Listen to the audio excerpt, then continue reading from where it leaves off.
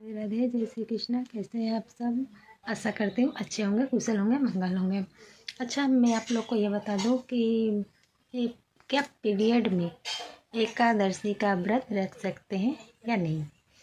तो देखिए, एकादशी में पीरियड का व्रत तो रख सकते हैं, पर कैसे रखेंगे मैं आप लोग को बताती हूँ। दशमी तिथि को जैसे आप लोग करते हैं, सुबह नहा कर धोआ कर जल सूर्य भगवान को नहीं देना है। सुबह नहा वहा कर अपना जो एक टाइम का भोजन है, आप लोग ये दशमी तिथि को एक टाइम का भोजन कर लीजिएगा सूर्योदय से पहले। उसके बाद में रात को पृथ्वी शयन करिएगा। काम वासना का दूर रहिएगा, उसका काम वासना नहीं करना है।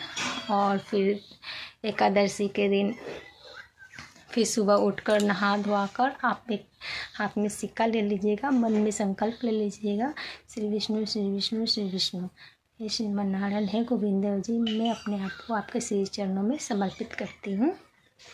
और मैं ये एकादशी अपना गोत्र का नाम ले लीजिएगा, अपना नाम ले लीजिएगा, अपना गोत्र का नाम, अपना नाम, और फिर संकल्प कि मैं एकादशी का व्रत रख रही हूँ। और इसे मैं एकादशी का व्रत रख रही हूँ, हे नाथ कृपा करिएगा, क्योंकि आपके कृपा के बिना एकादशी का व्रत नहीं कर पाऊँगी। ऐसे करके आप लोग संकल्प ले लीजिए और वो एकादशी का आप कहीं रख दीजिएगा। और नहीं तो फिर जो दान उनके लिए निकलता है ना पैसा, वो पैसा फिर वहाँ पे रख दीजिएगा। ये इसको बाद में बताऊँगी विस्तार से, ठीक है। उसके बाद में आप जो फलाहार करके रहिएगा तो फल खाइएगा, और वरना निर्जला रखना चाहते हैं तो निर्जला रख सकते हैं। आप जैसे रखिएगा आप वैसे करके आप बोलिएगा। और एकादशी वाला दिन क्या करना है कि सुबह उठकर नहा धोआ कर आपको भगवान को बिल्कुल नहीं छूना है, भगवान की प्रतिमा को बिल्कुल नहीं छूना है। पीरियड के टाइम ध्यान रखिएगा, नहीं छूना है। जो भी पूजा करना है मानसिक पूजा करना है, मानसिक रूप से पूजा करना है।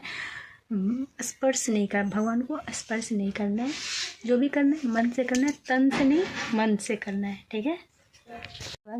उस एकादशी के दिन भी पृथ्वी शयन करना है और काम वासना का अंजाम नहीं देना है। फिर द्वादशी वाला दिन भी सुबह उठना है, सुबह उठकर नहा धोआ कर और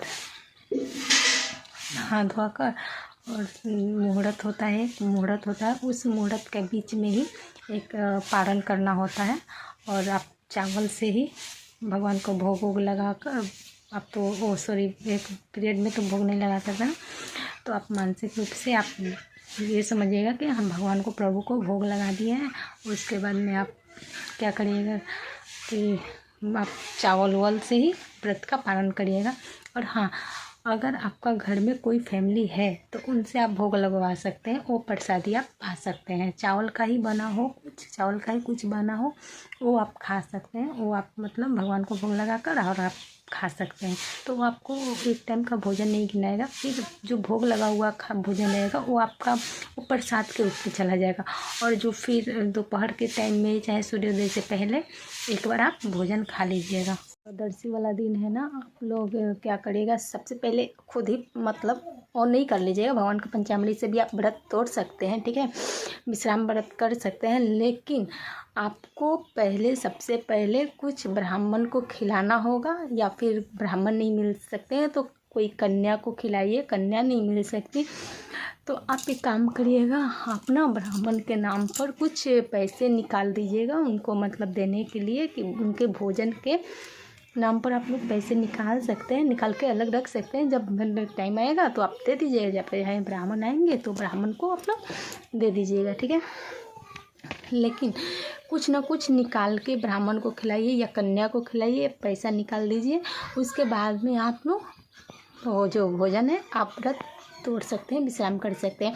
कुछ जो बना होना होगा, जो भोजन बना होगा, उस भोजन को थोड़ा इधर उधर फेंक दीजिए। चिड़िया पक्षी उक्षी खा लेंगी, कुत्ते होंगे तो कुत्ते को दे दीजिएगा।